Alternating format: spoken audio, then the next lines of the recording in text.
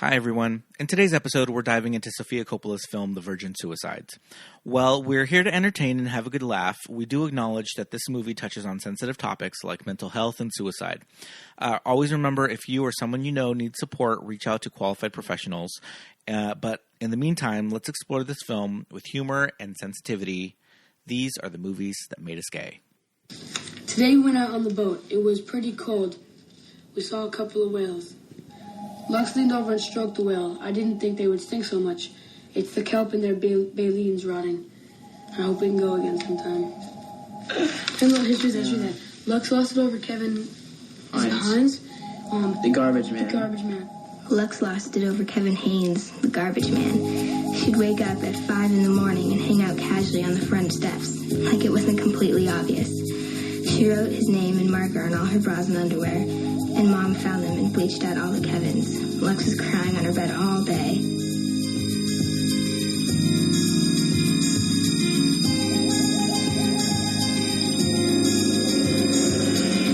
The trees like lungs filling with air. My sister, the mean one, pulling my hair.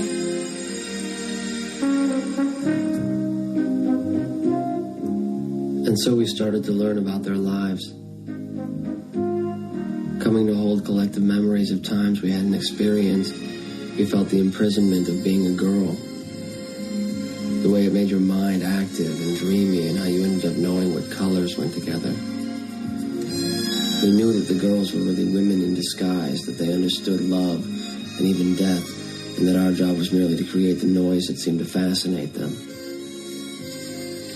We knew that they knew everything about us, and that we couldn't fathom them at all.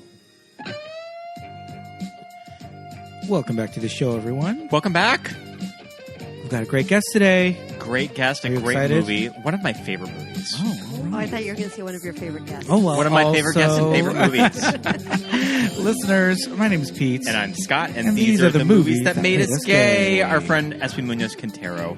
Welcome back to the show. Welcome back. Thank you, children. You were a fan favorite guest when you came on for Romeo and Juliet. Absolutely. We got a lot of really nice DMs about how much they enjoyed you. Yes. So we have you back on. Yay, because I thought I was a little bit like, man, I want what she's on. I sounded like I was really excited and hyper in that one. But we love enthusiasm. Very dear friend of ours. You and Pete go very far back. And we had you over today to watch The Virgin Suicides, written and directed by Sofia Coppola, based on the 1993 novel by Jeffrey Eugenides, premiered at Cannes May 19th, 1999, not released theatrically until April 21st, the year 2000. Okay, interesting. Mm-hmm. Well, I mean, this movie, it's like, it got to the point where I'm watching it and I'm thinking about the kids these days. And I'm thinking, are the kids these days watching this movie going, is Kirsten Dunst this old? Because it looks like it's from the 70s. Sure. yeah, it really, Sofia did an amazing job at capturing. It's like a bubble, really. Yeah. It just feels it's a time authentic. capsule. Yeah. Inside the Lisbon's home. It's just like, it's stepping into the 1970s. But even the neighborhood. Oh, everything. Yeah, absolutely. And it has this like warm feeling. Mm-hmm. It's just, she's so great at aesthetics. Yeah, absolutely. I think that's one of my favorite things about Sofia. And for this being her first outing as a director. Mm-hmm. Yeah. She was in her late 20s when she directed this movie. I even remember at the time, Sofia Coppola she dipped her toe into acting, and you could probably say it wasn't her first love, maybe not her goal or intention to get into that world. And she was kind of a punchline in that movie that whenever anybody would rag on Godfather 3, it was usually how terrible Sofia was. Yeah. Right, right. And, which is unfortunate. And then years later, now she's directing a movie, and it's like, I don't know. For a moment there, I'm thinking, oh, okay, so now Sophia's, I think I'm going to be a director. Well, maybe I'll try this. Well, could you imagine that experience? What? She shut my mouth. Well, could you imagine that experience of, I hate to break it to you, but she is a child of privilege. She's from the Coppolas. What gave it away? But could you imagine that experience of when you're young and you're reading a book and you're just like, I love this book. Right. I think I'm just going to adapt this into a screenplay. Right. And she just had the resources to pull it off. Mm-hmm. Mm-hmm. Well, yeah, and it's the family that's their language. Like in my as a kid, you know, I read a book, and she'd been making movies since she was a small child. Yeah, too. Exactly. Yeah, and you know what I think about is just kind of what we naturally gain from our parents, and I'm like, yeah, I wouldn't read a book and think I'm going to make a movie out of this, because that's not the language we spoke in my house. Right. But in my house, I'd be like, I'm going to make a retreat. You know? Sure. That's what my parents. I'm going to turn this into a right. But it's like, you know, we take for granted in a sense, like, yes, she is a child of privilege, but it's like this is a second language for her to speak film, and so it's natural. And yes, you know, her role was a little tragic in Godfather 3. You know, she wasn't very good at expressing herself as an actress, but you know, maybe film is her best way of expressing herself is what we've come to find. And she's talked about too of that she thought she wanted to be a painter, but she didn't want to be one of those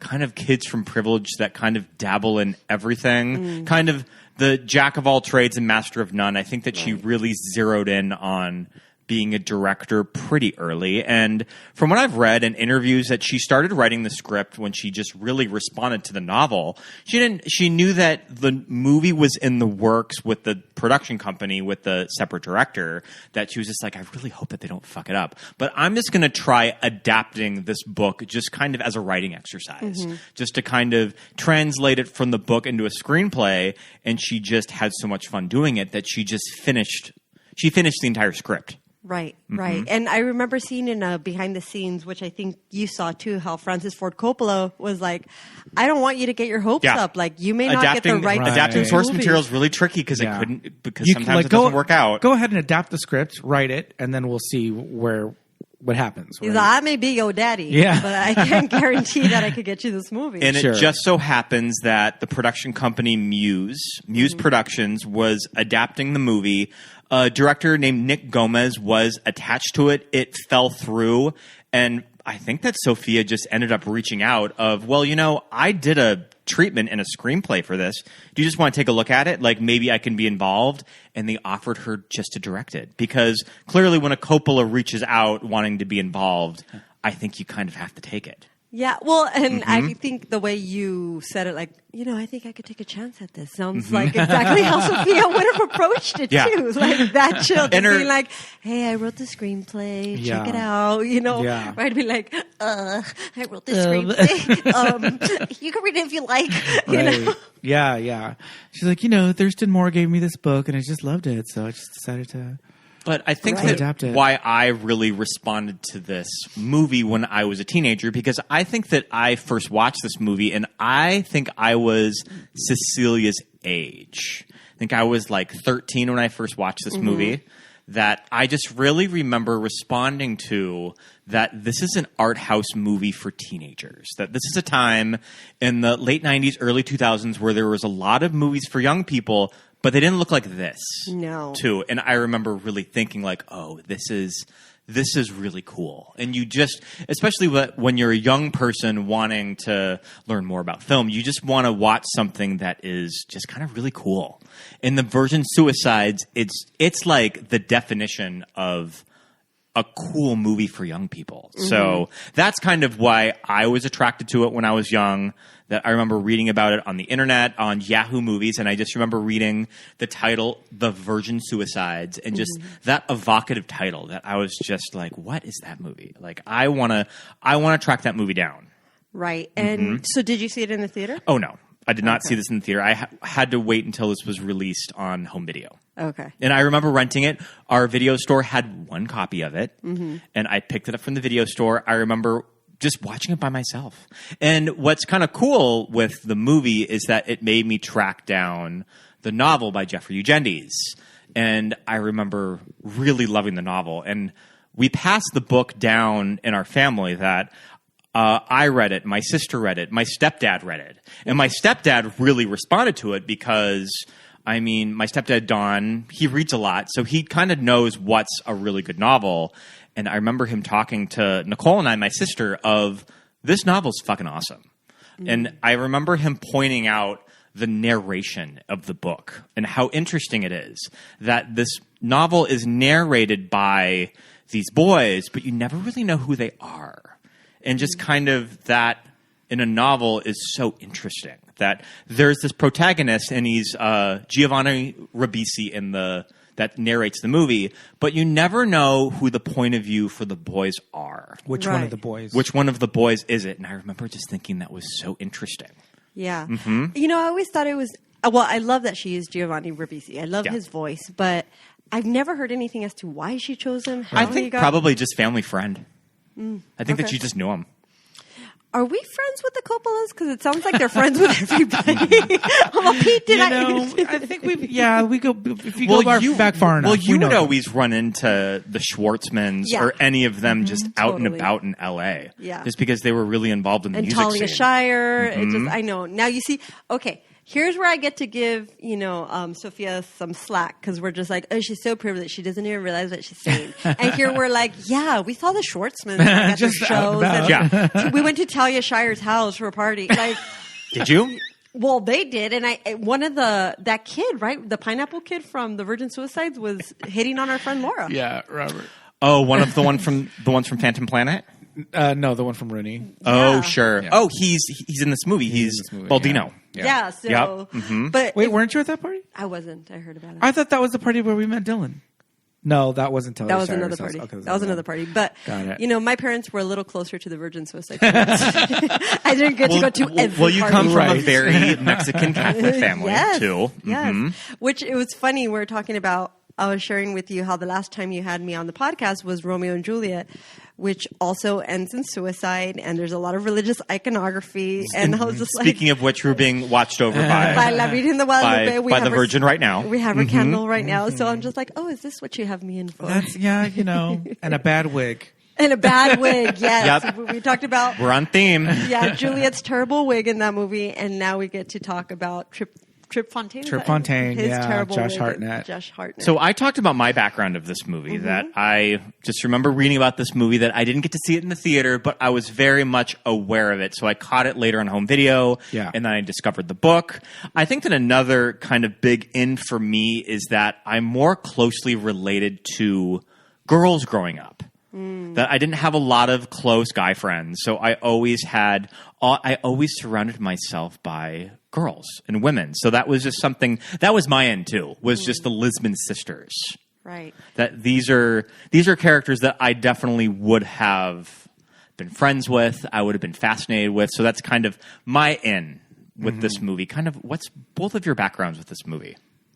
Go ahead, Espie. Okay. I remember seeing it in the theater. I don't remember seeing it with like my best friend Laura at the time or you, Pete, but I think it was with one of my boyfriends. But I say one of my boyfriends. One of my many boyfriends. No, my boyfriend at the time. And I do remember when the movie was over just feeling like, whoa, like provoked, like provocative, in the best way provocative. Like it just made me feel something. And I just remember walking in the neighborhood after and just looking around at the houses and almost feeling like, does life feel this way? Like, I don't know. I just remember thinking like this feeling that Sofia Coppola created in this movie, I couldn't put my finger on it at the time because I was just processing what it was. But I remember then talking to Laura and she was just like, oh yeah, that movie was freaking amazing. Yeah. And then like we all had this consensus separately. Like we hadn't been talking about going to see it. We all happened to see it separately. Yeah. But when we came together, it was just like, oh yeah, that impacted me.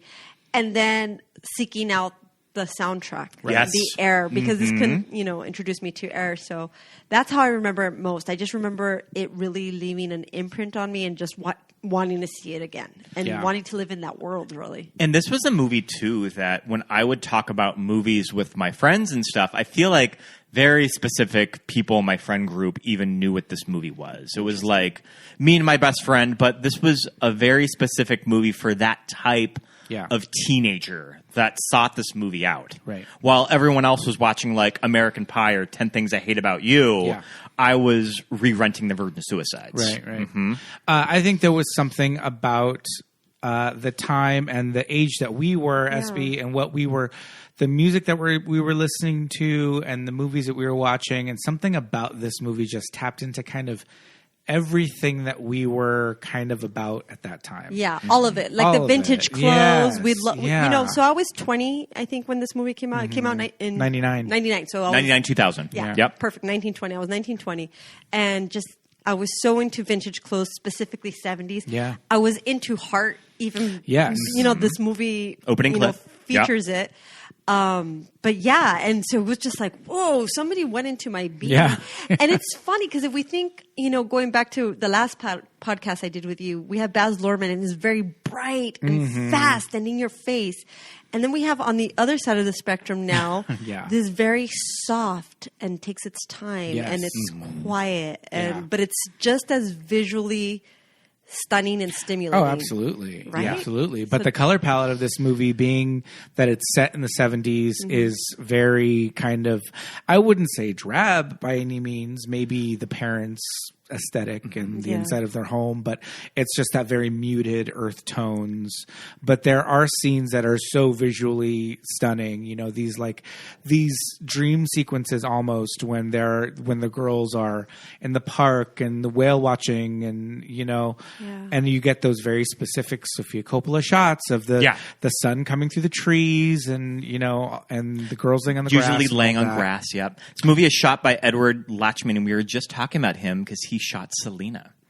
Oh. And Edward talks about sort of having color palettes. I see that. When he thought about the film stocks, that he would shoot certain characters and environments certain ways, that you have a certain look when you go into the door of the Lisbon's house, but it looks a little different when you walk into the girl's bedroom. Sure. That you kind of get more of this very cool blue. And then when the boys are shot, you see this really rich gold with them. And then, of course, at the end when they're having the debutante party and the masks, the filter is pretty much green. Yeah. Too. But if I remember, if I just have to remember this film, to me, what stays in my mind is that it's pink. And it's not true. Right. But what's happening is that I am getting that ultra feminine vibe. Yes. Right. And I think that's so important to, bring to the table. It's like, yes, Sofia Coppola is of privilege and has all that backing to make this film, but she is a woman. And so this is a film made by a woman, and I feel like it's targeted towards the feminine. Right, the feminine part in all of us. And I think that was such a joy. Even though I didn't know that's what was happening at that moment, I wasn't aware how many movies are made by men for men. Especially at this time in independent film in Hollywood. And Sophia talks about that when she found out about who was doing the movie, and she just had that thought of, I really hope that they don't fuck it up. Right. Like, this book really means a lot to me, and this movie needs a female to kind of film it. Yeah. Right. It needs to be made by a woman, because it's a very just sort of feminine-driven story. Well, but it's interesting because it's being told through the point of view. Exactly. Right. Yep. Right. Mm-hmm. And that's what I was thinking when we watched that's what makes it interesting. Yep. Just now, it ends with the boys. And so I'm thinking... And the boys now, does this kind of filter the entire movie through their point of view?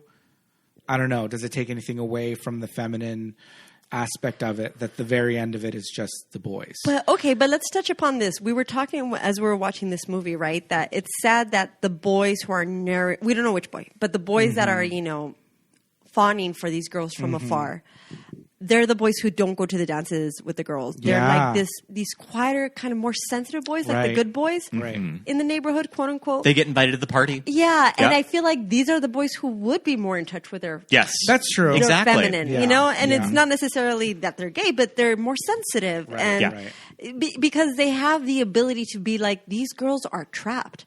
These girls need help, and to even read their diaries.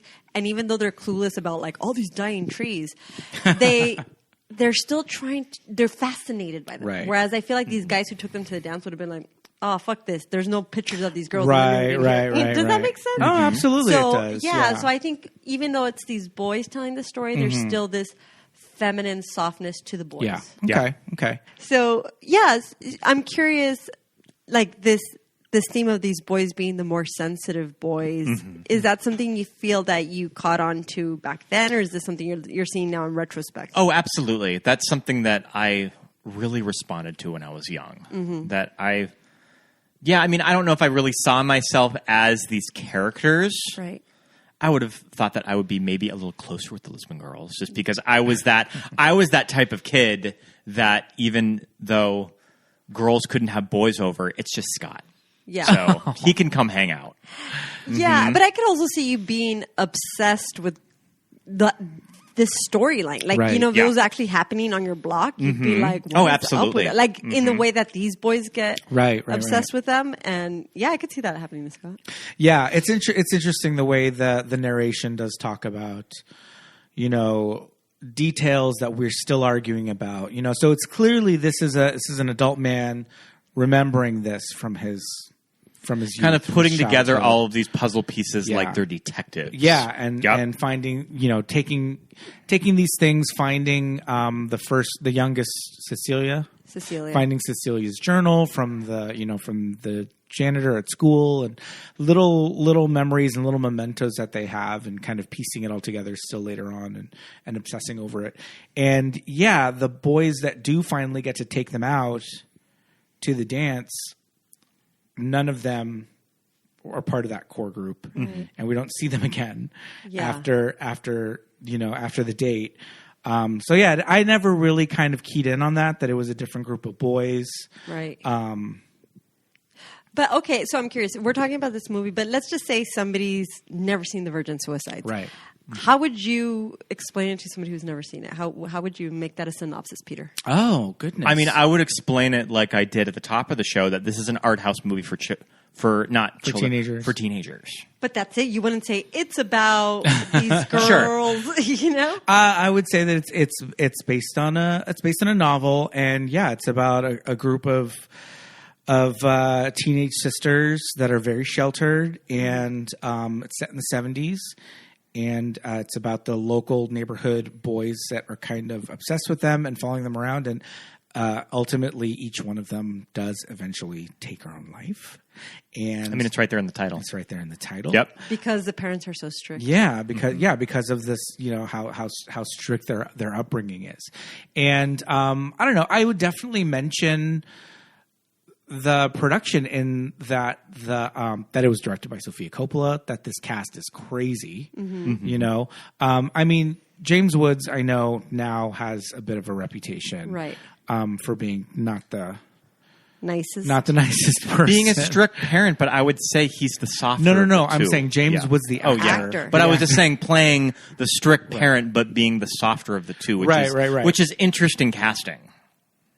Yes, and James Woods, even at the time, kind of had more of a reputation for being in. He did some comedy, but I think he did a little bit more like hard-edged, dramatic roles. Well, I know he did The Boost, which is about cocaine addiction. Right. He did Once Upon a Time in Hollywood, which is like, it's really crazy how Once Upon a Time in Hollywood. In America? Once Upon a Time in America, which is like so He did the one where he's the war photographer that he got the Oscar nomination for. Which one is that?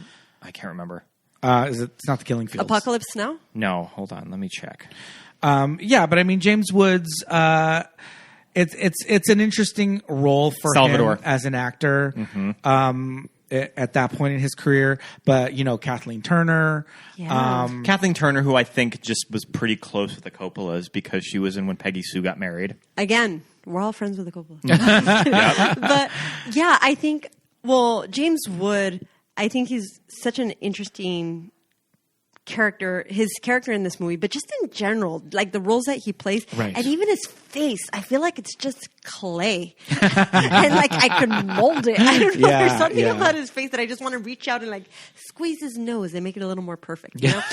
But no, he's just got such an interesting face. But I don't know the direct stories, and we're not here to gossip, but I do hear that he's challenging, and I kind of got that context in between some of the lines and some of the things that I heard on the behind the scenes. Okay. Yeah. Like Josh Hartnett kind of said in passing, like, oh yeah, James was always trying to give me notes. And he kind of said it in a way like he was just kind of like, I was not interested in that. Sure, okay. And in the behind the scenes, I thought it was kind of weird how James is giving a speech, but he kind of stutters across it. Like, I kind of have a crush on Sophia, kind of not just kidding, not kidding, yes, kidding. And I was like, ew. Right.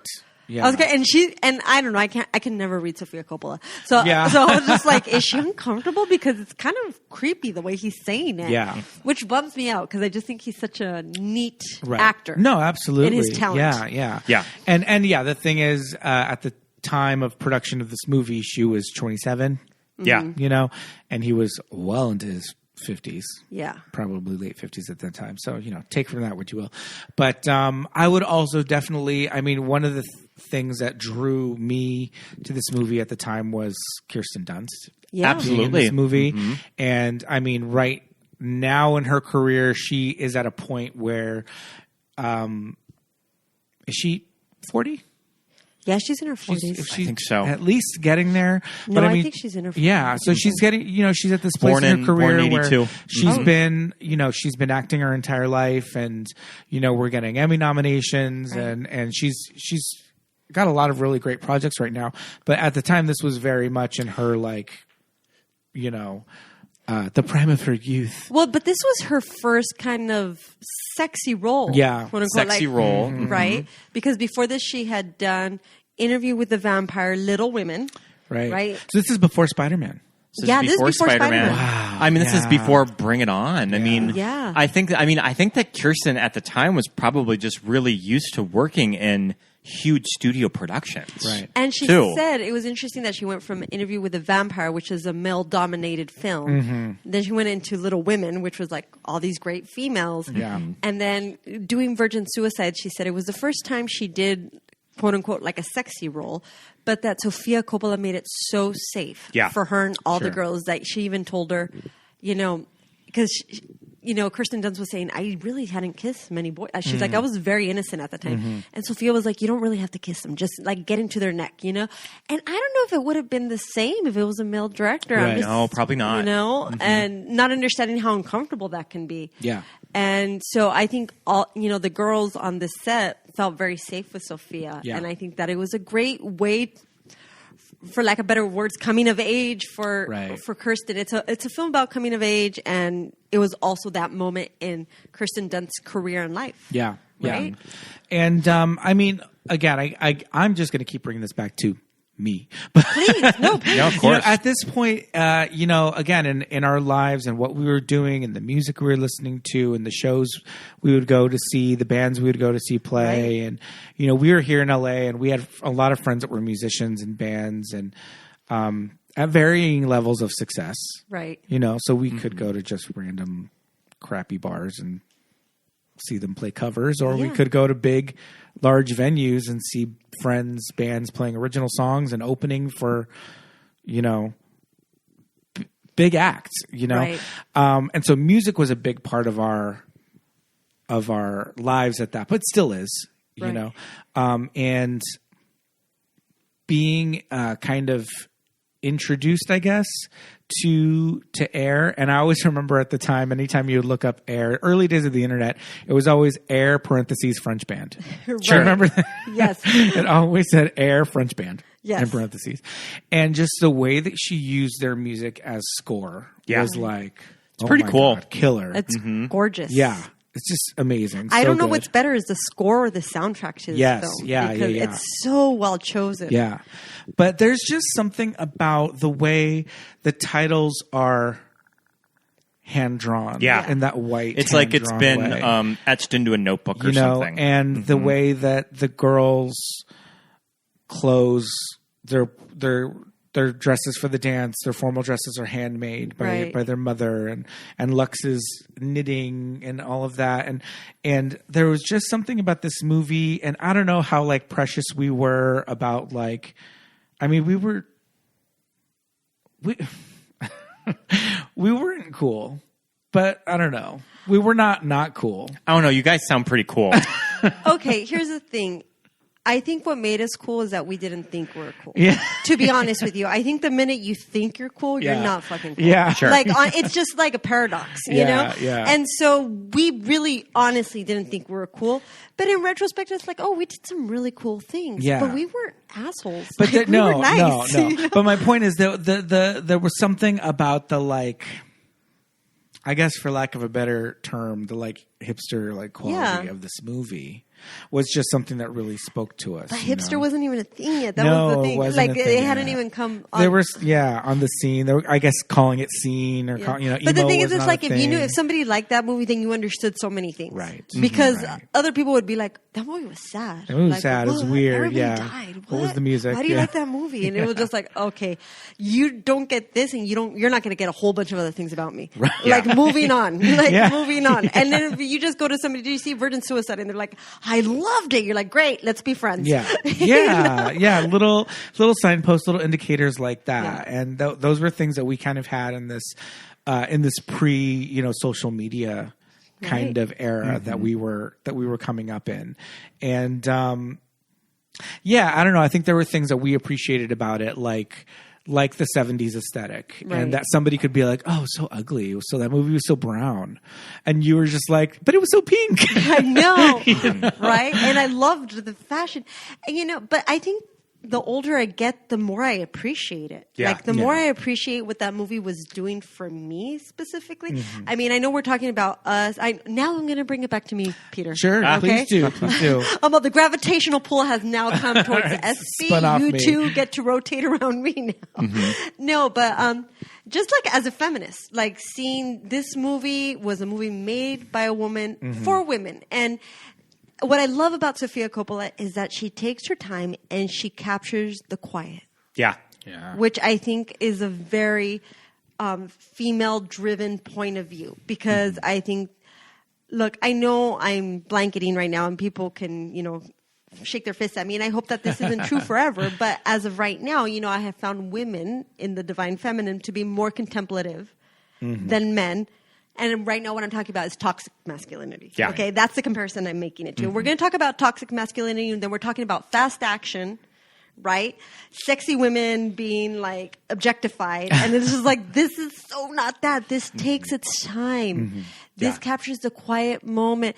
Even the way Kirsten Dunst is like dreaming after she's hooked up with Trip, and just like, you hear her repeat in her mind, "You're a stone fox." Like she hears his voice, and it's just like, yeah, like the way we get attached after, especially our first sexual encounters. Or the really beautiful shot of Kirsten in the cab ride coming from the football field when she has the crown in her mouth. Right. She talks about that's a bit of direction from Roman Coppola, because I think Roman Coppola did a lot of second unit work, and he would probably just do anything without a lot of the principal actress, like kind of like one-on-one shots, and he's just said, "Kirsten, put the crown in your mouth and chew on it a little bit."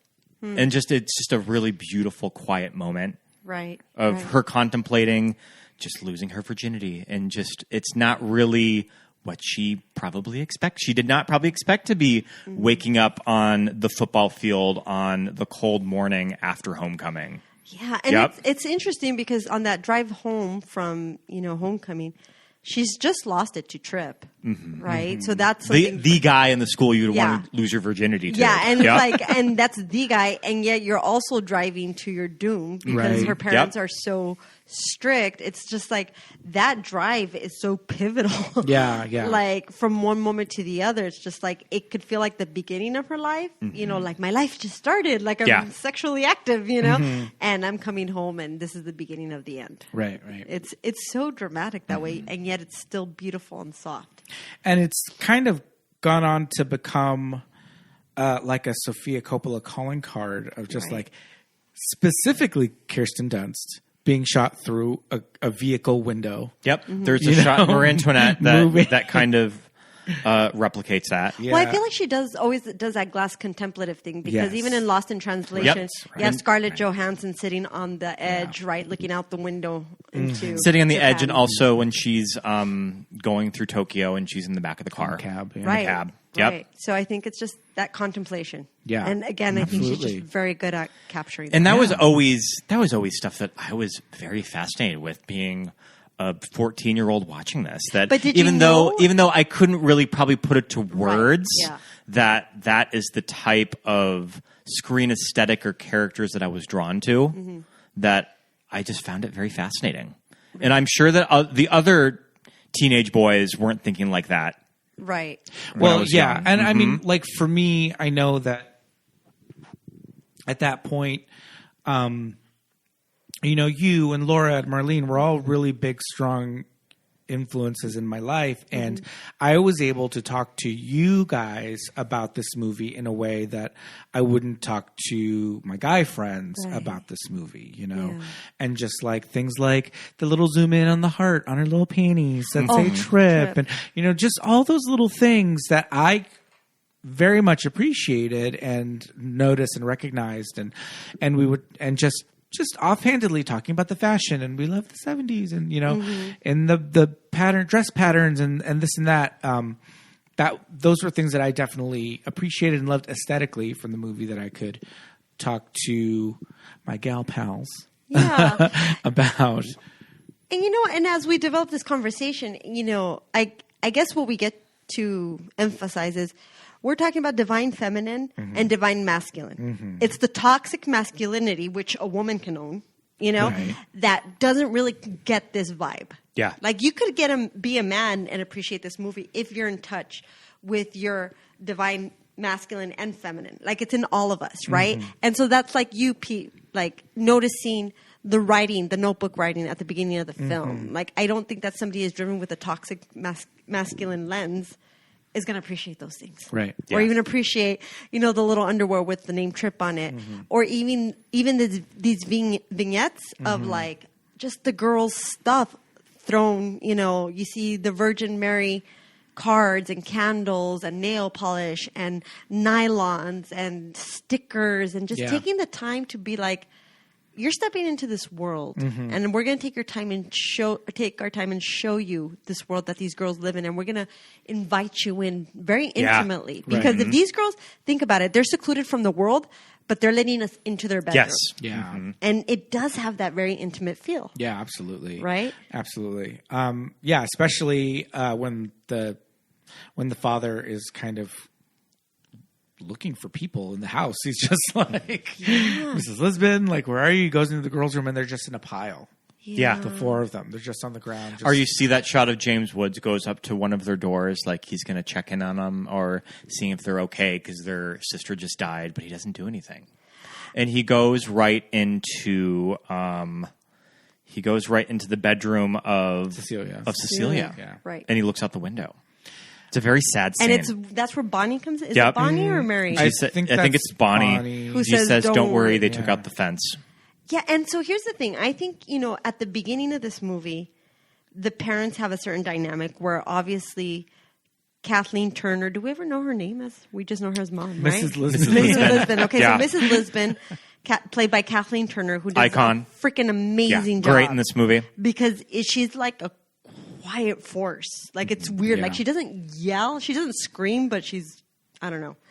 But so that she is the alpha in that relationship, right? Right. But it seems that once Cecilia dies, Mr. Lisbon.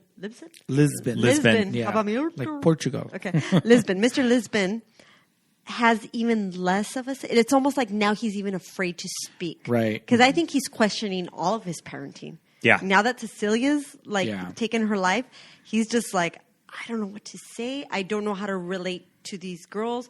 They're my daughters, and I think that happens to a lot of dads when their daughters become teenagers because they're not sure how to relate to them anymore. Right. And then amongst this backdrop that Cecilia has taken her life, now he really doesn't know how to show up to any of the women in his house, nor his wife, nor the girls, right? Yeah.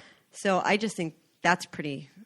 That shit is so wild. Like I will hear or read things online of people of girls, women saying oh yeah, we had a rule that I couldn't walk around my house in a tank top because it was distracting. I'm like, to who? Yeah. What the hell? What is that? Oh, it's very. And I know it has to be common, right? Oh, and to me, I had a sister. I have an older sister, and I have a younger sister. They weren't the kind of gals that just walked around in in a towel, bikini top or a towel. But we didn't. I mean, you didn't have those rules. We didn't have those rules, and I never thought that a family would have to put in place rules for. That daughters couldn't dress a certain way? Well, if you even watch the first episode of My So-Called Life and Angela comes out of the shower, and she has a towel, and her dad's like, does she have to walk around the house like that? Yeah. And, luckily that's shifting. I think that so many dads now are a lot more, again, in touch with their divine masculine and divine feminine. But this is what would happen is dads, it'd be like your daddy's little girl and he's hugging you and squeezing you and loving you. And then suddenly you start developing and daddy is seeing you like, oh no, she's a woman, which we sexualize women. And now I don't know how to show up to my daughter because I'm afraid to hug her. And now daughter's like, what have I done wrong? Yeah. And she already starts feeling shame for having her body a certain way because dad's not responding to her, but she still wants that affection. So guess where she's going to look for that affection? Right. Like in somebody else's arms, which is exactly what we see happening with Lux, with all the boys. She's running out the Trip's car. Yeah, and it's like, don't be surprised when that happens. Yeah. Because you suddenly yanked that out of your daughter's life. Yeah. And, when Trip does come to dinner, no, it's not even Trip. It's when the other boy, they just invite some boy to dinner. I know when Danny DeVito, the therapist, which I love that he's like makes a cameo. Is he a friend of the Coppolas? I'm sure I believe he is. Yeah. But when he suggests that it'd be best for the girls to do some socializing, they invite. But I'm just like, why don't they think of inviting girls? Yeah, sure. Like, how about they just make other girlfriends aside from their sisters? Yeah. But anyway, they invite the one boy. Yeah, and Lux is wearing a camisole. Yeah. A tank top? A tank top. And Mrs. Lisbon is just like, put your shirt on at the table. And it's like, okay. And I think that is more a reference to that they are so Christian or Catholic. Yeah, we're assuming they're Catholic because they have crucifixes. But that it's more like we don't show our shoulders. Yeah. That hasn't Modesty, been truth for me as a Catholic, but and even in the 70s that was getting to be outdated, but I could see where because think about it, even then women were still wearing veils to church. Yes, sure, so absolutely, something we don't think about, but yeah. And it's interesting how you're seeing in this house so many different responses to the way the parents are raising these girls, especially the women on the block. I love the woman across the street. She's Brian's mother from Queer as Folk. She wanted out of that decorating. She wanted that house. She wanted out of that decorating. That decorating scheme. Mm-hmm. I love that character, though. Yeah. The mom across the street. And how judgmental they're being of the way they're raising the girls. And also just like how, Mary, excuse me, we see Mary just trying to be the perfect hostess. Yeah. Like perfect daughter, perfect hostess. Bonnie is like, this shit is fucked. And you know that Bonnie cannot wait to get out of that house. Like, just like as soon as I go to college, I'm out of here. Mm-hmm. Cecilia, oh my gosh, she wants to be a hippie. Like before she takes her life, you see that the way she's so obsessed with the environment and the endangered species. Mm-hmm. And Lux is, just being, what's the word? I don't want to say she's hoeing around because that's not fair. Promiscuous? Guess, she is. She is, right? The free spirit, the sexual free spirit of the group. But it's just interesting how all these girls are being parented under the same roof with the same rules, and they're all having these different reactions to the way these parents are being. Right? Yeah. I definitely remember AJ Cook, who plays Mary. AJ Cook, very beautiful. Yeah, she is. Mm-hmm. She plays Mary Lisbon, but you might remember her. She was on, it looks like Criminal Minds. She was in one of the Final Destination movies. She has done 312 episodes of Criminal Minds. 312 episodes. I will have you know. So she is working. Consistent paycheck. Now, Josh Hartnett, what had he done up to Josh Hartnett, he had done a few big movies. This is probably his third movie. So his big break was in 1998, Halloween H2O. He plays Jamie Lee Curtis's teenage son. He's in The Faculty. The Faculty, the same year. 98. As I like to say, The Faculty. The Faculty. In 1998. And then, he was probably 20 years old when he cast in this movie. And probably an actor that he was kind of on the rise. He was a heartthrob at the time. And I think that Josh was probably just really wanting to do something serious and cool. And he said that he likes that Sofia treated him as an adult. Like she didn't treat him like one of the kids. He was 20 years old. He was getting to be a serious actor, and he said he was kind of treated like that on set. Right. Of that when she would talk. He was probably one of the oldest of all the kids. Yeah, probably. Right? Because Kirsten Dunst was 16. Wow. I think he turned 20 on the set, and Sofia bought him a bottle of wine. Okay, for his birthday. Therese turned 19 on the set, and I guess in Canada where they were filming, that's the drinking. Shout out to Toronto, and that's probably why Sophia got Josh the bottle as well. Mm-hmm. And was it a Coppola wine? It was probably a Coppola wine. Yep. Mm-hmm. And did they celebrate with Sophia champagne? I was going to say, was it Sophia champagne? I must say that's my favorite champagne. Is it? It's really yummy and it's pretty. Again, it's pretty. It's pretty. It comes in like a cellophane pink wrapping, and even the little cans. The cans are cute. Yeah, and they have their own little straws. Little Sophia. Oh, love that. Love that. Yeah. Some of the boys in the neighborhood, I definitely remember Jonathan Tucker. I mean, you still see Jonathan Tucker in a lot of stuff. He was in, I remember him from The Ruins. He might have been in... Oh, he was in the Friday the 3rd... No, Texas Chainsaw Massacre. The Texas Chainsaw Massacre remake. Yeah. I remember him on 6 Feet Under. He jumped off the roof on 6 Feet Under. Espie, do you remember watching 6 Feet Under? I didn't get into it. Oh, yeah. He has a really good opening death that he's tripping out on hallucinogens. Well, that's the gag of that show is that each episode opens with a unique death. And but it kind of Jonathan Tucker's death is that it's set in the 70s and he's on hallucinogens and he jumps off a roof. He does a lot of work set in the 70s. And does he go, I am a golden god? I am a golden god. This has a pre-Star Wars Hayden Christensen. Yes. Darth Vader's in this movie. Kid working out of Canada, so it kind of checks out that he would be in this movie. Yeah, absolutely. Mm-hmm. But I think, though, at the time, Josh Hartnett was he was red hot. Because he did a movie after this about trying to hold out for 40 days. 40 Days and 40 Nights with Shannon Sossaman. He doesn't have sex for Lent. Yeah. I remember. Yep. That's right. Yeah. Another Catholic. I remember my girlfriends when I was in high school thinking he was the one. Did they think he was a stone fox? They thought he was a stone fox. Okay, so we should this wig. We should probably okay. So let's get into the character of Trip Fontaine. Okay, we're going to talk about his wig. This is the big man on campus. Introduced walking down the hallway to Heart. Yes. Epic opening. If you were going to be introduced with any song from the 1970s, Magic Man. It should probably be Magic Man by Heart. Okay. Because he has magic hands. We don't necessarily have to keep this in the episode, but I've told this story several times, and you have to tell me if it's true or not, because it's not even my story to tell. Ooh, tell me. Okay. You and Laura were out on the town. You remember? You know what I'm going? You know I think so. Okay. And you had a curfew. You had to be home by a certain time. We were cutting it close, and Laura said, "Don't worry, babe. I can get you home in 3 heart songs." Oh my God! Where were you guys at? Okay, so where were you at? What's the geography? I don't know. I think we were in Hollywood. Okay. Hawthorne. Hawthorne. Okay. Yeah. We were out I thought this was just like Hollywood that you're getting to Telehamra. Yeah, that's very. And I'm going to tell you, it wasn't that it was for curfew. It was that these boys that we liked showed up, and I found out that they were in my front yard, and Laura was like, "Dude, we gotta get home," and she's like, "I can get us home." They can't be, and they can't be knocking on your front door. No, too. And we also don't want them to wait all night. You know? Yeah. But I'd go back and tell Espie, let them wait.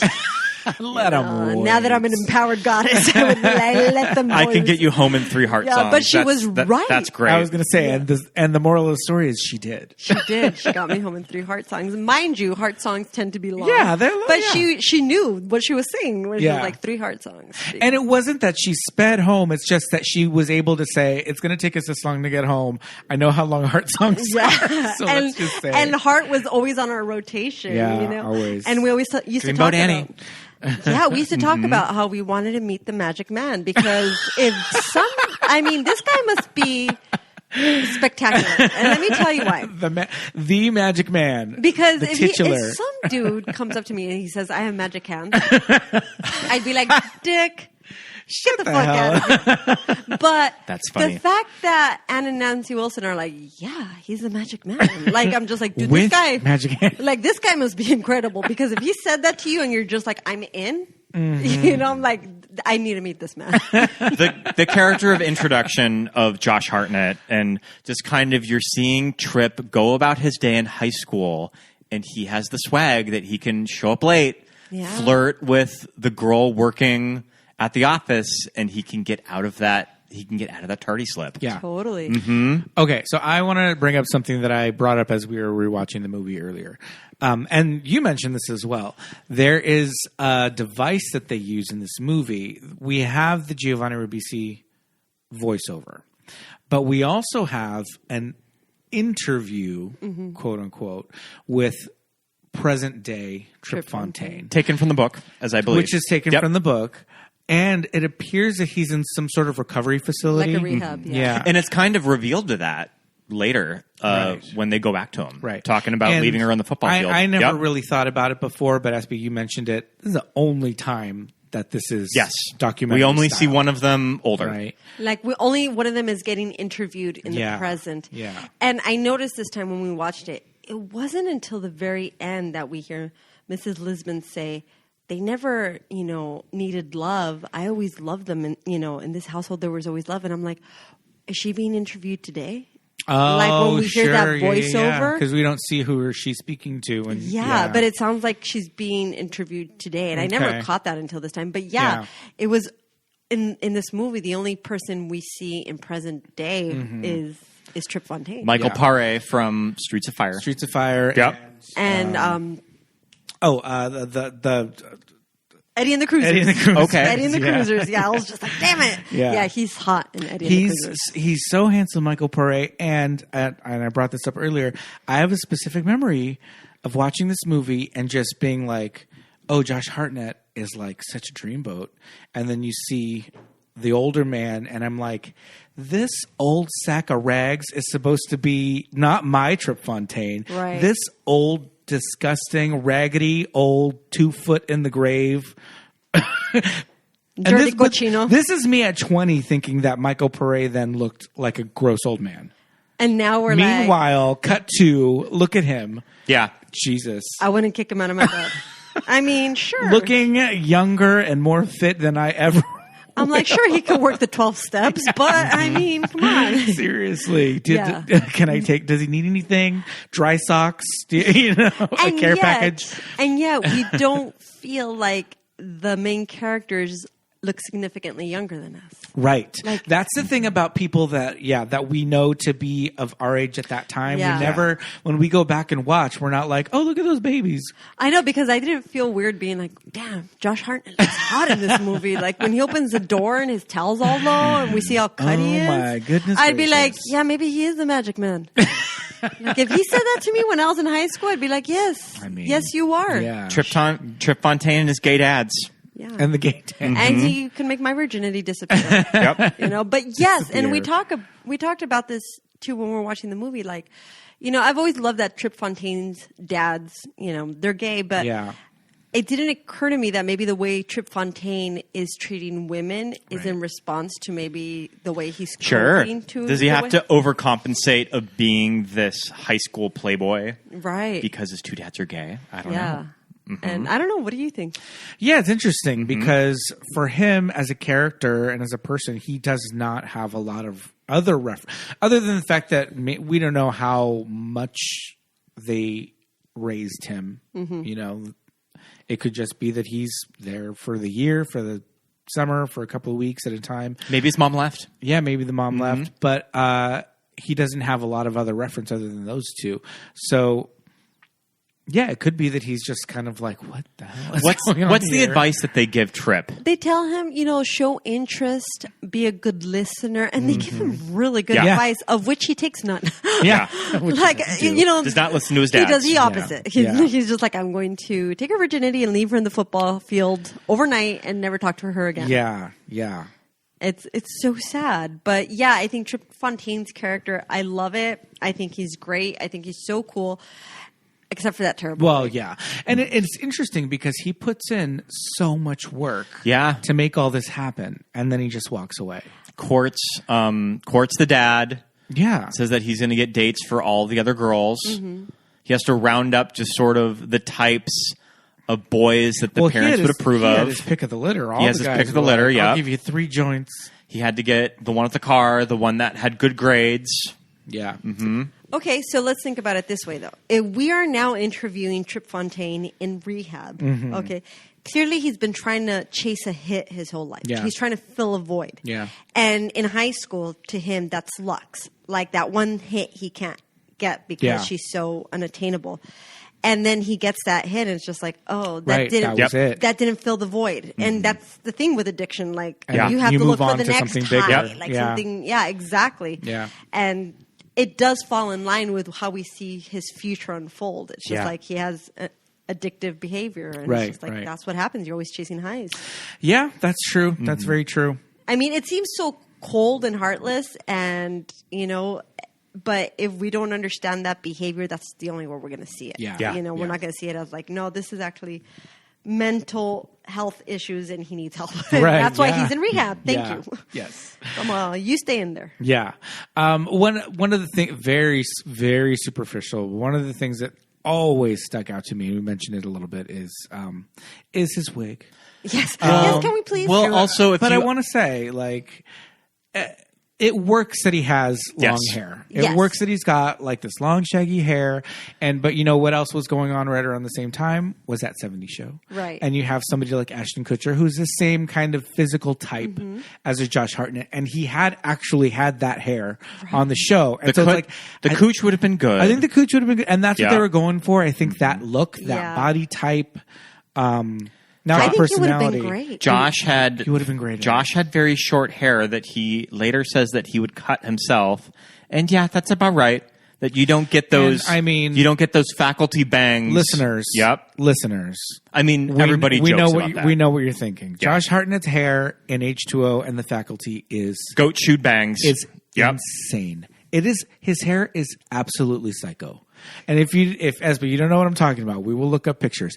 It makes zero sense. It's short hair, but it's like bangs like Mo from the Three Stooges, completely straight across. But then the back has hat head, and it's like it comes out like boop, like a little like a Florence bob, Henderson? like a Florence Henderson, but at his ears. So right at or about the top of his ears, it sticks out like a wispy bob. Okay, I kind of feel like, and you're sure this is not the haircut I had. You're not actually trying to do an intervention. He was probably he was sitting in a chair and you just walked by. and he was all like, fat.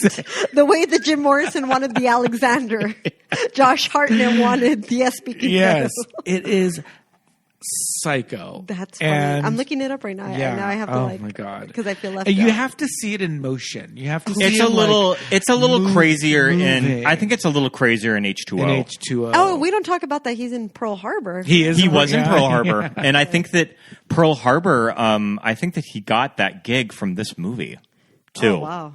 I think that Michael Bay saw some stills or footage of the Verne Suicides, and he's like, "Yeah, oh, I see what's happening. That's now. The boy I want." This haircut is not the same as mine. This is like he literally cut his hair with a spork. Yeah, what is going on? Like if you got two sporks and turned them into scissors. But do you see this thing in the back above his ears? That wispiness? And that's he just did a bad job with the blow dryer or with the flat iron. But it's specific. It's like that in every shot, all through Halloween H2O. Like they were very purposely making on both sides, above both ears. So maybe they're trying to be like, this character is disheveled. They're like, that's probably the idea. Oh, this is it kind of in movement. It's a GIF. But yeah, see how it's on both sides? Yeah, that is weird. It's so odd. And so he had short, kooky hair. He had short hair, and I'm just thinking, maybe Sofia says, you know what? I cut my foot before and and now it's filling up with blood. My shoes filling up with so blood. So you need to wear a wig. And so I need 6 months until I can come back and make this movie. But I mean, this was a small movie, Pete. This movie was on a budget. They're not going to hold it. They had to shoot summer of '98 when they had all of these kids for summer break. Right. They probably had their selections of wigs, and that's the best one. I think that's the best one that they got. But I even think Pedro's is better in Napoleon Dynamite. I don't know. Maybe that was one of the options. Maybe but it was being used. I mean, maybe if they just had a drag queen on set to style it too. Yeah, I mean, was too thick. I'm just gonna say this, okay, and we can put it to rest. But I'm just surprised that with the Coppola finances, they weren't able to do a better job with the wig. But having said this, when I first saw it, I didn't even. No, we're still on board. We're still. I feel like I was on board when I was. It's now 14 that I years watch old. it like a billion times over that I'm just like, wait, something's up with that wig. And yes, Kirsten Dunst talked about that kissing scene in the car and how like they had trouble because his wig would come off. Oh my gosh. And it was complicated. It was just like, God. clearly that thing had a life of its own. Yeah. But that scene is so effective. When he is there to go and watch the tube. Speaking of heart. And they're watching, National Geographic or whatever, and he finally just goes out and leaves and she chases him out into the car. Oh man. Crazy on you? That shit is so good. Yeah. Crazy on you. So good. So good. And like you pointed out, how Sofia leaves in the quality of the needle hitting the record. Yes. Crackles. Yeah. And it just transports. It's all those little details, right? The devil's in the details. And it's that type of details for movies about young people that movies like Can't Hardly Wait or American Pie or 10 Things I Hate About You weren't getting right. Right. Were details like that. The excitement of a first kiss like that. Mm-hmm. Yeah. Mm-hmm. And I also think, too, like, I think it needed somebody like Sofia Coppola to, yes, it's set in the 70s, but I don't know that another director would have chosen Strange Magic. Yes. And would have chosen Come Sail Away. And 10cc, I'm Not in Love. Yeah. Todd Rundgren's Hello, It's Me. Oh, my God. Carol King. So Far Away. It's just so many great songs. I feel like I specifically remember watching this with my parents, my mom, for the scenes where they're playing all of the records back and forth. When the Carol King song came on, my mom just saying, I love this song. Oh, it's so good. All of Tapestry is so good. And it's like that whole part where they communicate to each other via phone with the records. Okay. First of all, I think we all relate in that like these teenagers are allowing the music to say what they can't say. Right. I mean, damn it, I still do that shit. And then not only that, the music that Sofia Coppola chose, it's like not the first Time Life commercial, right? But like the next one, like it's the volume 2. Yeah, volume 2. That's like a little deeper. Yeah. For the people who really know what was good music. Yeah. And those are the songs that she chose. Yeah. Well, the thing about them playing the songs for each other is that this is at a time where these families had record players and radios, but maybe not a tape deck, or maybe not a tape deck that had 2 tapes in it, so that they could record multiple. So they couldn't make a mixtape. Yeah. And so their version of that, you had to go through album by album. So I mean, maybe later on they could have made a little mixtape and dropped it in the mailbox or put it at their window or something. But just all the trouble that it took them to do the light switches and everything and calling them and then holding the phone up to the speaker and all that. Mm-hmm. It's just like, it's so dramatic, but it's such a dramatic thing that teenagers do. But it's so tender, too. Yeah. Hey, I totally remember you putting my phone up to the speaker to like play songs for friends over the phone, Absolutely. And sometimes I would do it with my Walkman. I'd put my little Walkman headphone on the phone and be like, "You hear the song? Like, look how cool it sounds!" It's just, and that's something that it's lost today. Like just sitting there and listening to a song together. Sharing your headphones. Yeah. With someone. I mean, you can do that now, but like the across the phone thing, I think. And it's like that thing that connects you. Yeah. Right? Yeah. I think that's so beautifully shot. The use of Styx is really interesting because I feel like Styx is one of those bands it's a novelty act. It's kind of a novelty act, but especially for this time, you didn't really see it a lot in pop culture. Right. So when they're doing Come Sail Away at the Prom, it's just kind of this really like out of body experience moment of it's effective because watching young people at a dance. Yeah. Like they're all elevated, right? Yeah. Which is what that song is. I have to say I was also surprised with the 10cc I'm Not in Love. Yeah. Like it doesn't, I always kind of felt like that song felt a little more 80s. Sure. But no, it is 70s. Yeah. But it's kind of the same with Styx. Like at that point, Come Sail Away and, Bolo, my husband, was saying that we're going to mix into Mr. Roboto, which was later in their career. Right. But it's still so effective. Yeah. I mean, She knows what she's doing with music in all of her movies. Lost in Translation, she goes back to Air. I mean, that fucking Marie Antoinette soundtrack. Yeah. And then she's always using French bands, right? Because Phoenix is French too. Oh, yeah, absolutely. You know? But yeah, I mean, the introduction to Air, it was like, oh, I'd been waiting to hear a band like this.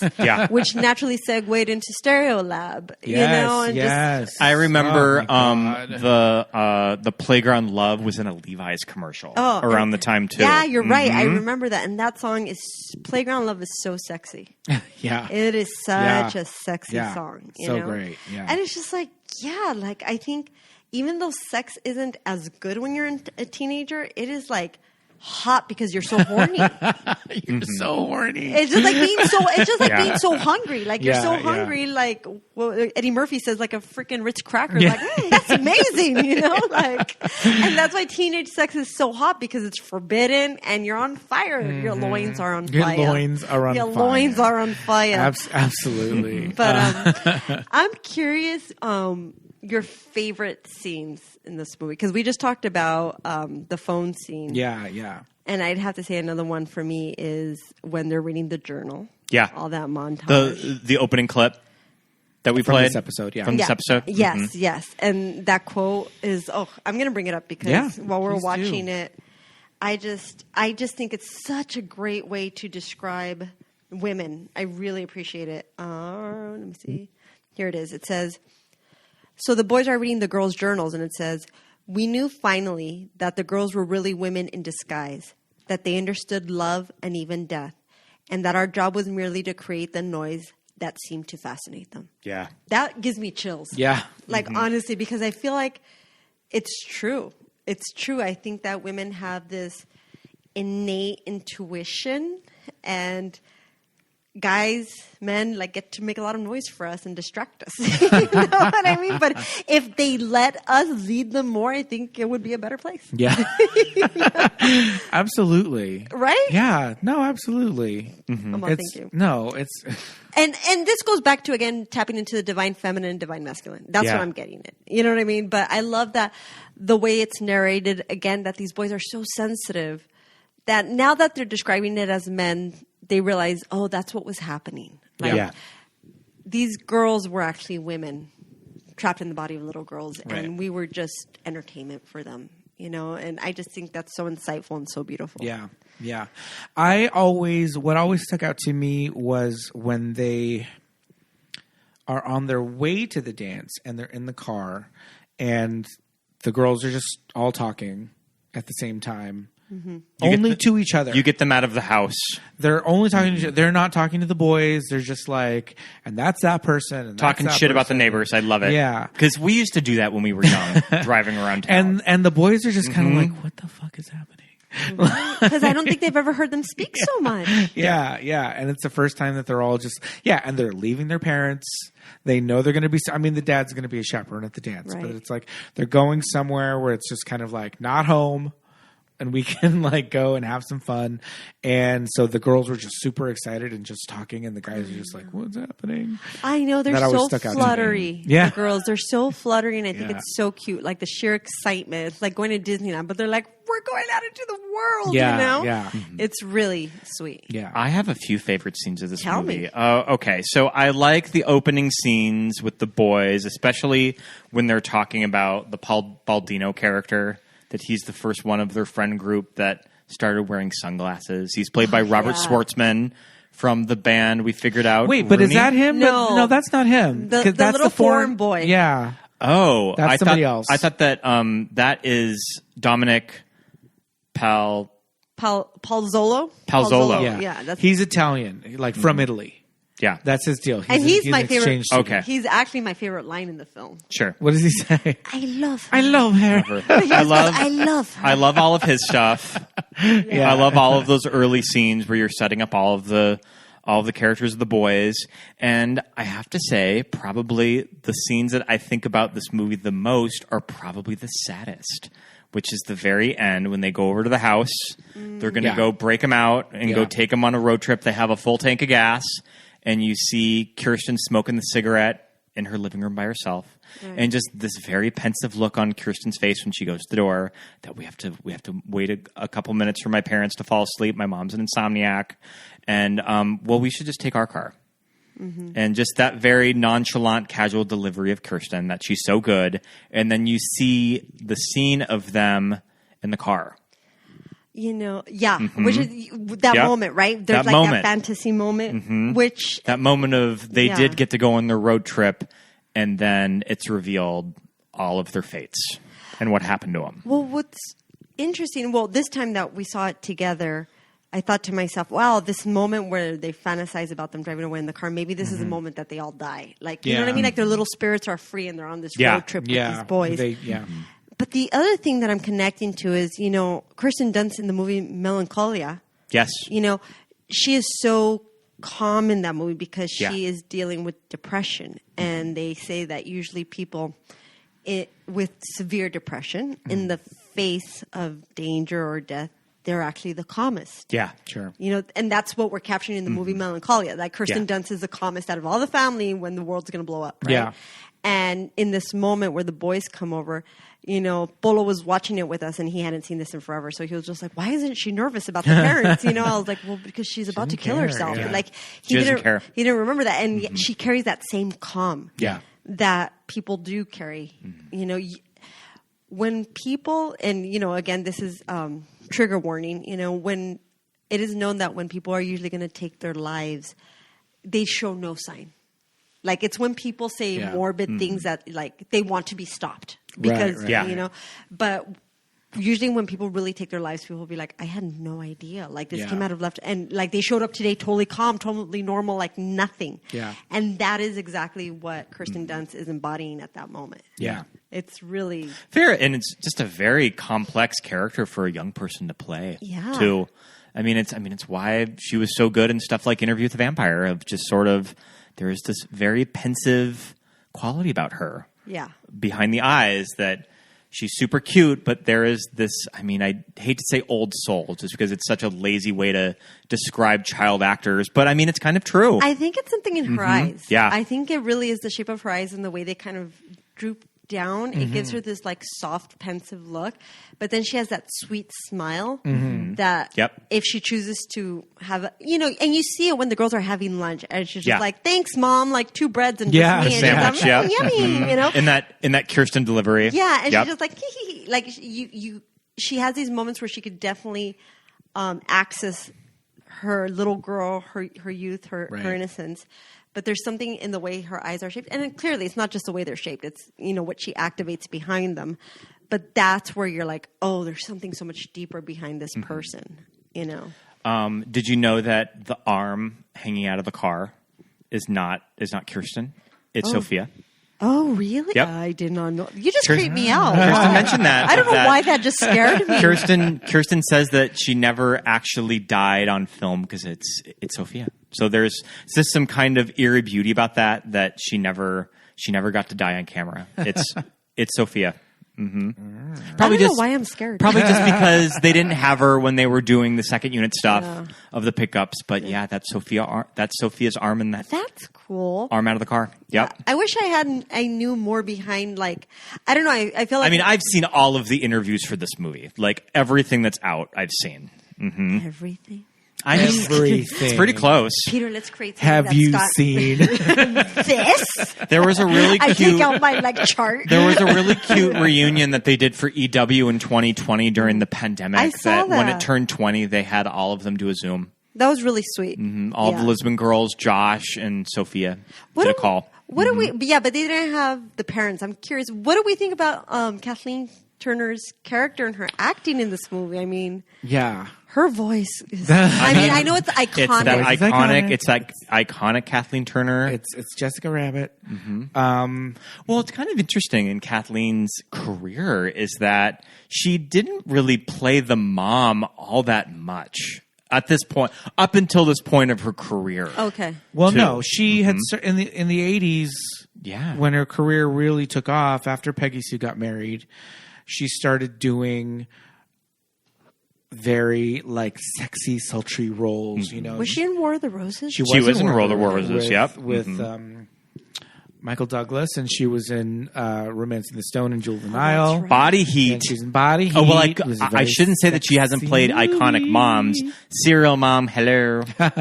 Serial Mom. Come on, Scott, get your shit together. Get it together, Scott. But she hadn't played this type. No, the thing about before. Kathleen Turner is that in the 80s, she was known for doing these kind of like sexy movies, right? Body Heat and Romancing the Stone.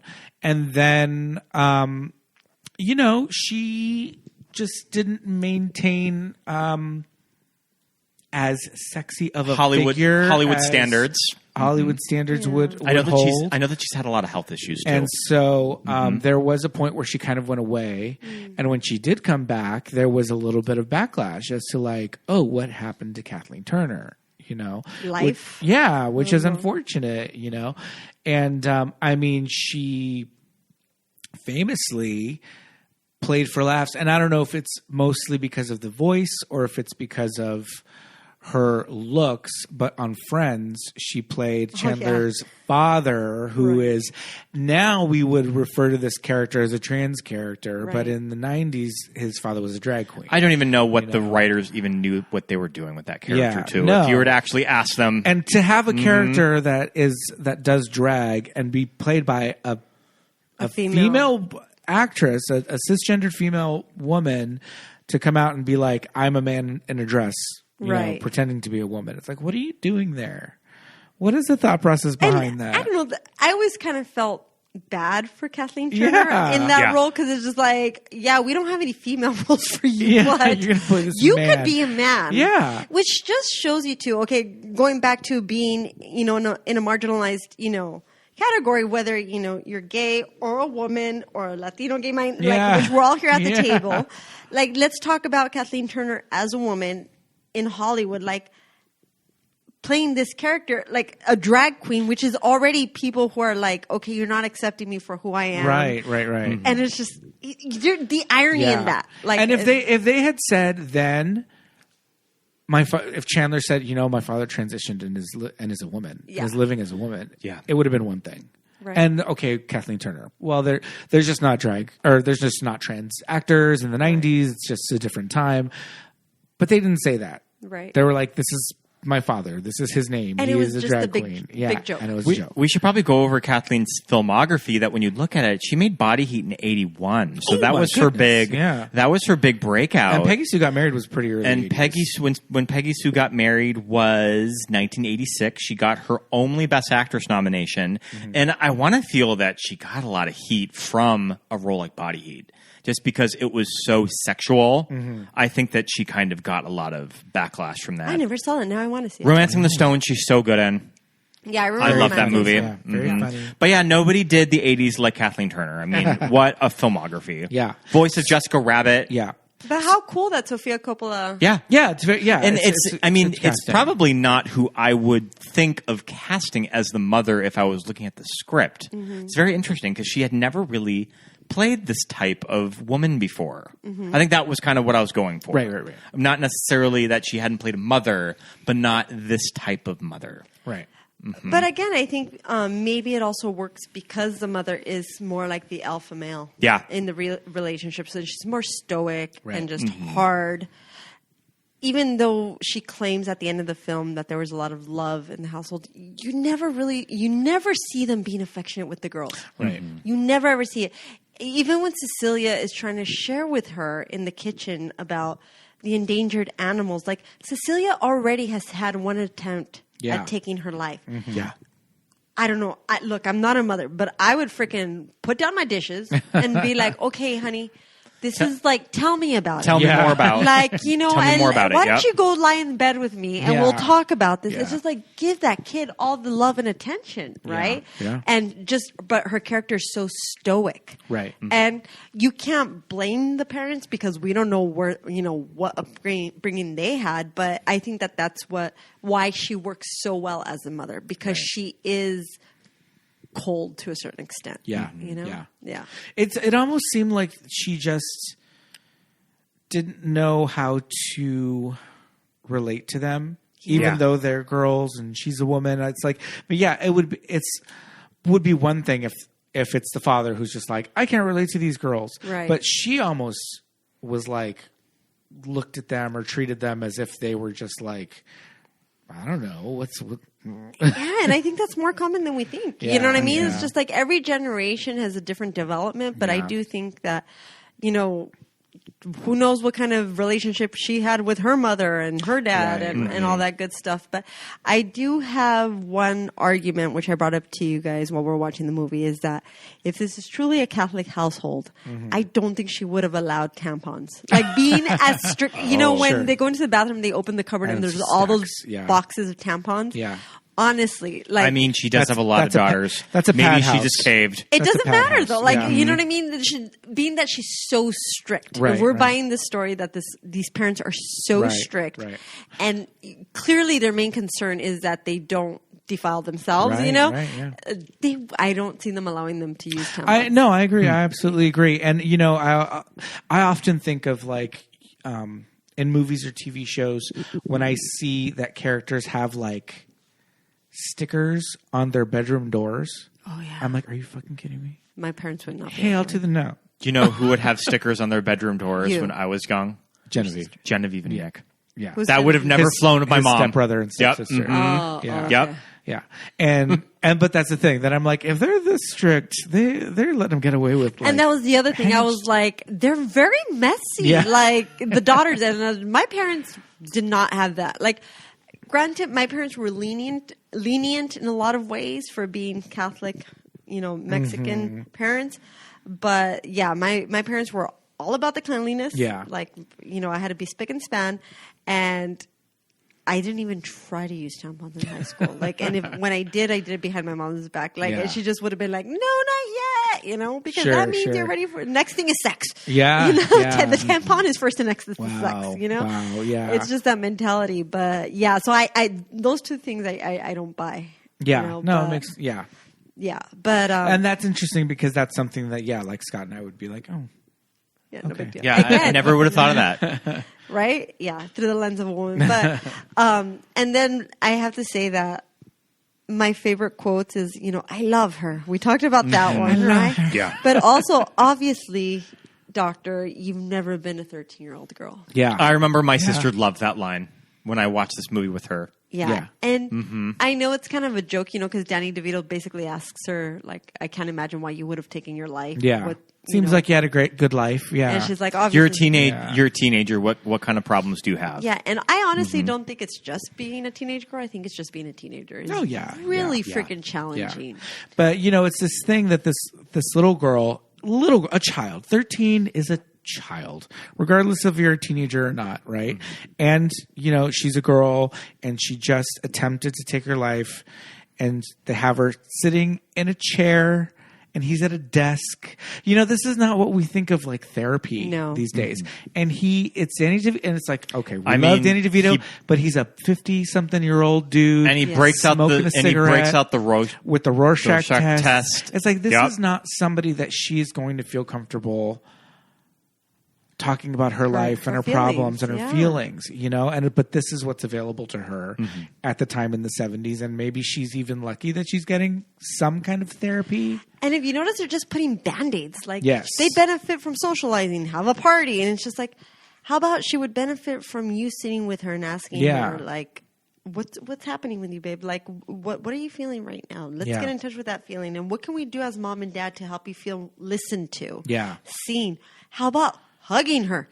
Like, let's just try a hug. It's like, we don't have to go straight to a party. Yeah, absolutely. Right? Or if it's just like socialize with your friends, it's like, well, why don't you have a friend over? Not like, let's invite random boys from the neighborhood. That you don't even talk to. There's such a and I think that's what we captured here. Do you have a friend? And also just kind of a very different generation. But there's such a detachment from the adults to the children. Yeah. And the children are so much smarter than the adults think. Yeah. And so much more in tune. It's just like the boys are so much more in tune with what's happening with the Lisbon girls than their parents who are under the same roof. Yeah. It's trippy. I know that I read the book at the time. Don't remember too much because I just read it once. I mean, if you saw the movie 20 years. then you read the book. And I do specifically remember it's a pretty literal adaptation. That the dialogue, for one thing, is very literally translated from the book. But I feel like the idea that Cecilia's party, which is one of the very first scenes in the movie, that after Cecilia does succeed in taking her life, that they never clean up the party. Yeah. And you don't see that until the very end. It's very effective in the movie that we don't see it until the very end. And they go downstairs and you're just like, oh, shit. And they go down there and you're like, oh, shit. They really don't want to deal with their problems. That they just never went back down. Don't go in the basement. Just never went back downstairs. Yeah. Yeah. No, it's true. And all the balloons are deflated. And it makes me actually wonder if the house gets progressively messier. I think so. Yeah, because when the father does go there, that's when Scott Glenn comes up and he's going up to the stairs. That's when you first see steps over the sandwich. Father Moody. Yeah. And rightfully so. I mean, dude. You're gonna let things go. How are you gonna cope with all that? Yeah, especially with that many other kids, and you have to keep the house alive and running, Right. But at the same time, you there is this big loss, so that stuff's understandable.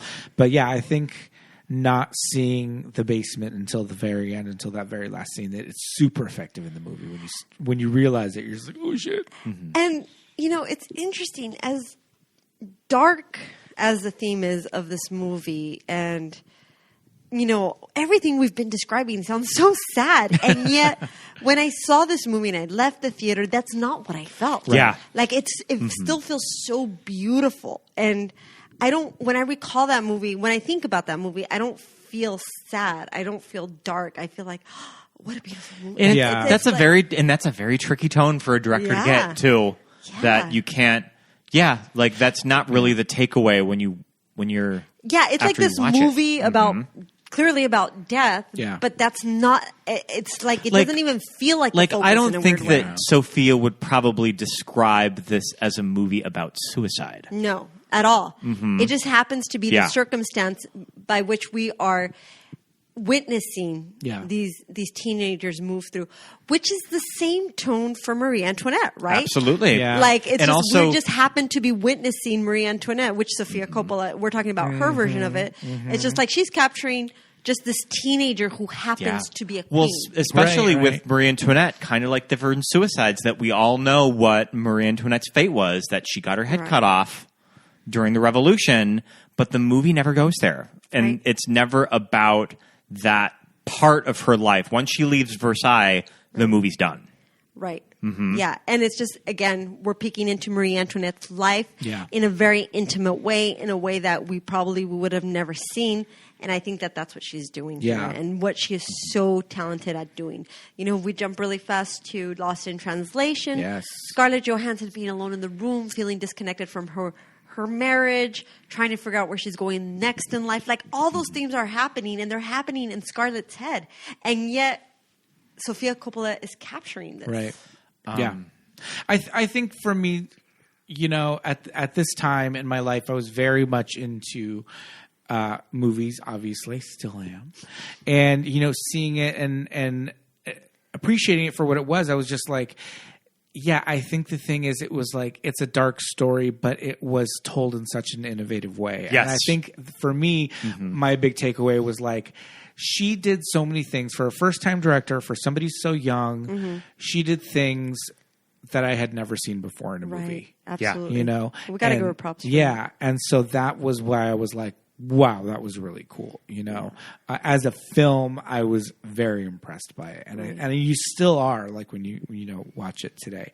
So I think that is a big takeaway of that. Yeah, this talent that she has for seeing these moments in these people's lives and just kind of slapping it on the screen. We're like just and she's coming out with a book in the fall, which is I think it's called like Sofia Coppola's Lens or something like that. Oh, interesting. Is it a photography book? Yes, it's a photography book. You were telling us about that. Yeah, and so interesting. And I saw a little ad for it, and I was just like, I want that. like seriously, I just the way Sofia Coppola sees the world and presents it to us, it's just like, more. Yeah. Please, more. Like pump it into my veins. That's what I was saying. Like I really love the dream sequence scenes where they're reading from Cecilia's journal and they're just kind of imagining the whale watching trip and just them at the park laying in the grass and touching grass. That's what the kids say these days. Do you know that's a thing? Oh no, Touch grass. Heard that. It's a thing. Just saying like, oh, like I'm, F this job. I need to go out and touch grass. Oh, and touching grass. Is I like that euphemism well, for like, yeah. I mean, because everybody likes the experience of touching green grass. Yeah. At least I do. Ooh, can we do a podcast episode on earthing? Wait, will you come on my podcast? Sure. On my podcast, and we'll talk about it because I'm into that right now. I'm into touching grass. Let me tell you. All right, I've always been touching grass, but I didn't know that it was like a slang. Yeah, Doja Cat said it when she was talking about like quitting the biz or something. She was just like, "I'm gonna go and touch grass and blah blah blah." Well, it's very much okay. And again, going back to this thing that's happening in this movie, it's like these girls are isolated, right? They're not connecting, which ultimately leads to them taking their lives, which I think is happening so much right now in society. So it makes sense. Like touching grass means connecting to roots. It means connecting to earth, Mother Nature. It's grounding. And even though we're connected via technology and social media, people are experiencing so much loneliness because of the isolation. Right. Yeah. So I'm like, please touch grass. That's my PSA. Okay. Ladies and gentlemen, go touch grass. Go out and touch Go out grass. and hold lambs like Marie Antoinette. Touch grass and then smoke it. There you go. If I was your doctor, that's what I would prescribe to you. Right? I just saw a meme the other day about like, isn't that some shit that they spent how many hundreds of $1 million in the war on drugs and the drugs won? Yeah, right. Sorry. They win. They always do. That was one of the and they're biggest taxing things. it, and it's helping. Like it's helping the school education system. I'm like, yay drugs! Oh, yay drugs! I remember this little old woman would come to the school, and she had a briefcase, and she would open this briefcase, and it had all this paraphernalias in it. I know who you're talking remember about. that lady? And then she would get 2 bags of pills, and she would be like, "This bag is candy. This bag just come is to all the like schools in the neighborhood?" And she'd be like, "This bag is drugs." Yeah. And then she would mix them and be like, "Can you tell the difference? Like if somebody offers you candy," and then she would light something, and it smelled like weed, and we'd all be like, "Ooh." But some of us would be like, "But I like how it smells." Some of us would like be brave enough to be like, "I like it." Remember that she would light something in the middle of class. Yeah. What was it? I wonder. I don't know. It was supposed to be like incense. It was a Palo Santo, and we're just like, because I feel like my brain can recall the scent, and I do think it smelled like maybe it was That's just so weed. funny. Maybe that lady just freaking got in her car, lit up a blunt, and then for weed, and was just like, these kids have no idea. I just charged their school hundreds of dollars. Can you imagine that we both remember this woman? What was her name? I don't know, but she was white. Yeah, she was an old white lady, and she was like a little old, oh my gosh, yeah. Oh man. Oh my God, Pete. I know she did the Catholic school circuit. Core memory unlocked. So yeah, she did the circuit. And I know that this is far from the virgin suicides, but really the point is kids connect to one another and smoke the grass and connect to the grass. Like that's the grass and then the drugs one, stop fighting. Yeah. And do all that good stuff. But that's really all I have for you.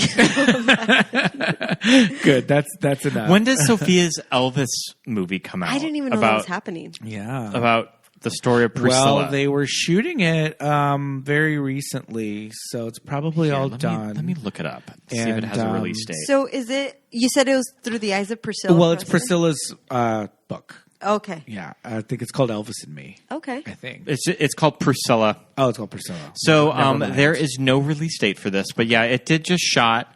It did just shoot. I mean, I guess it could be going to festivals this fall. Probably not. It's probably going to be next year. Is there even previews for it? No, not anything. Did you see, if we're just going to be going through Sophia's filmography, did you see On the Rocks, that movie with Rashida Jones? I did see that with Bill Murray. Yeah, I saw that in drive-in during the pandemic. Oh, yeah. I saw The Bling Ring. I saw The Beguiled. I didn't see The Beguiled. I saw Bling Ring opening day at the ArcLight Hollywood, and that audience was lit. We were all excited for the Bling Ring. And I also saw Somewhere. Is that what Did you? Yes, Somewhere. So Espie, that's the Stephen Dorff Espie, did you know that book. Somewhere was Pete and I's first movie date? That was our first movie date. That was our first movie that we ever went to. You went Somewhere? We went to Somewhere. That's cute. Very LA, that movie. Who suggested it? Probably me. Probably Scott, yeah. I was like, sure, I love Sofia Coppola. Yeah. Stephen Dorff. That's sweet. What did you guys do after? Aside from making out? I don't know. Probably went to get some food. Yeah. R.I.P. Arclight Hollywood. Yeah. Come back to us. But that's sweet because, hey, at least something good came out of that movie. Yeah. That's what I would like to say because that movie was like, meh. Yeah, it was fine. I know it was supposed to be a representation kind of her relationship with her dad.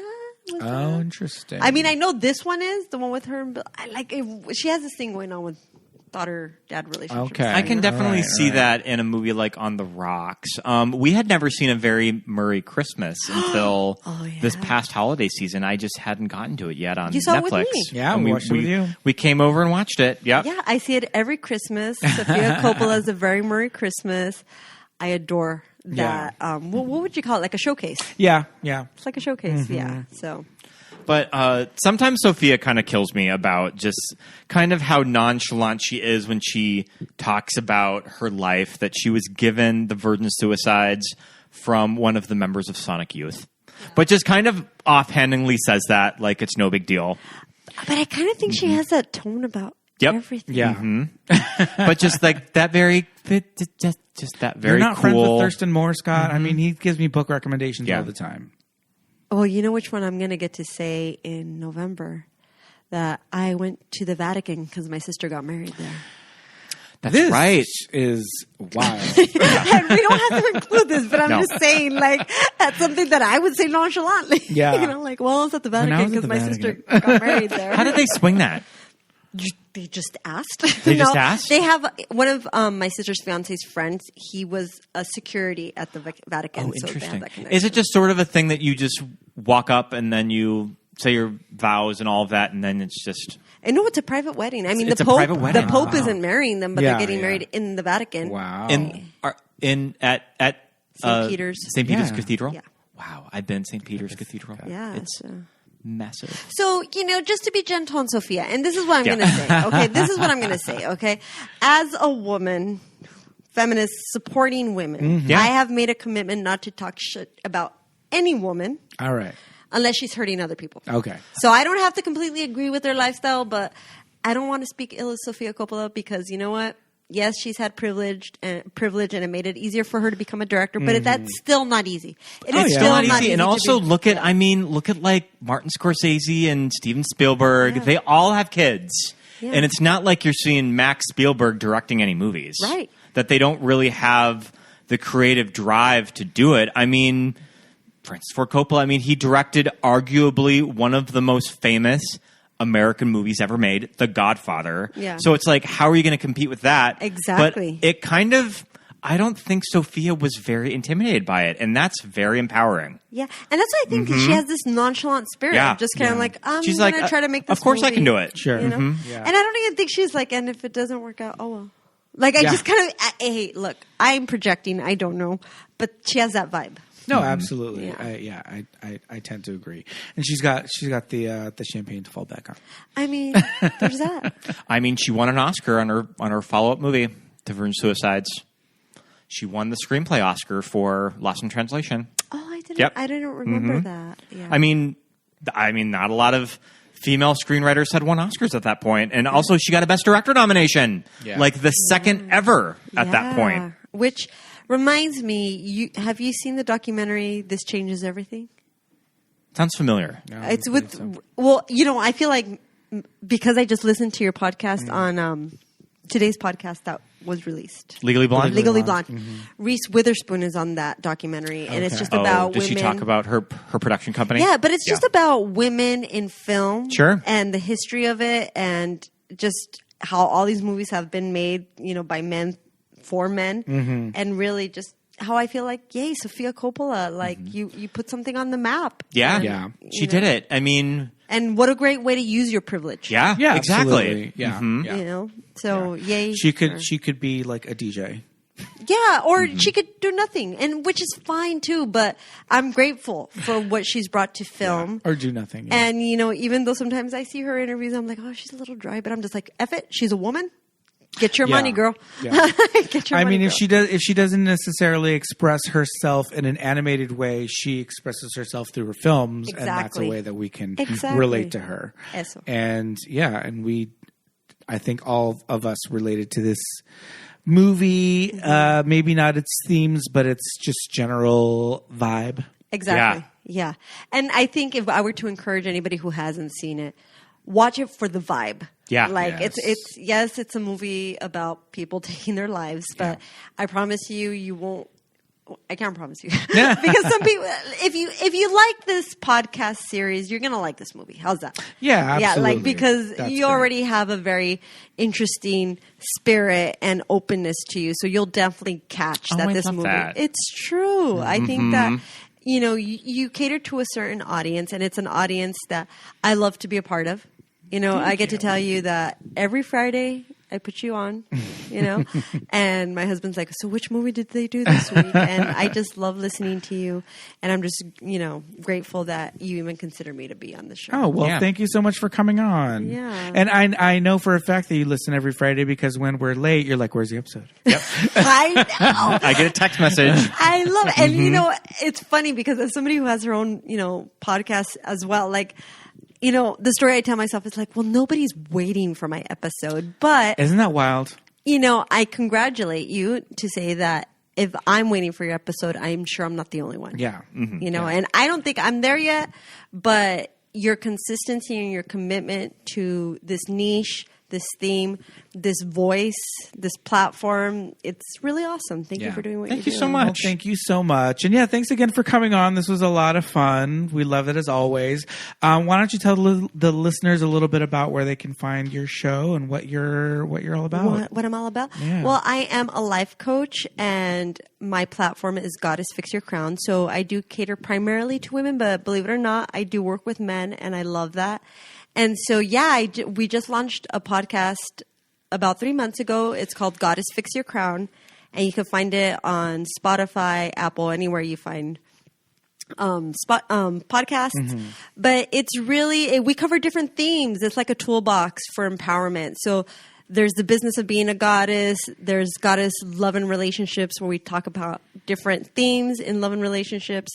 There's curiosity where we talk about different healing methods like ketamine treatment, psychedelics, therapy, it's a toolbox for empowerment is what it is, Okay. But it's fun and it's colorful. And if I could, I would have Sofia Coppola do all my visuals, because that's what I'm going for. I would love to hear her talk about goddess stuff on your podcast. Yes. Wouldn't that be the ultimate get? I had a goddess movie night and the first movie we featured was Marie Antoinette because that's the movie that really inspired me to have a goddess party. And so I'm grateful for Sofia for her visuals, for planting that seed in me. But I'm all about the female empowerment, but it's more about the divine feminine and the divine masculine. Mm-hmm. So, I get to say that some of my favorite clients, I know it sounds like I'm saying I have a gay best friend, but no, really, the gay males who have come to be my clients, I love serving them too. Awesome. It really is really great. So look out for me, Goddess Fix Your Crown. Yeah. What days is your show?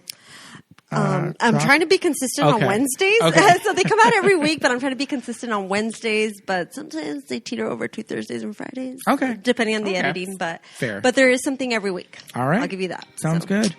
Well, thank you so much once again. And we'd love to have you on for something else in the future. I'd love it. We'll keep the collaboration lines going. We'll play you off with some air. Oh, thank you. Oh, yeah. And you know what? Listener support, please. And please show up to your movie night that you're hosting. Yes. Jawbreaker is coming up. Yes, So, indeed. Mm-hmm. Listeners. Jawbreaker in June. I will be there. You can find info on our social media. Perfect. Of how to get tickets. Absolutely. Mm-hmm. And there will have been the little ad at the beginning of this episode. Yep. So I'm just reminding them. Absolutely. Thanks so much. All right. Well, we'll see you next time, friends. Bye. Bye.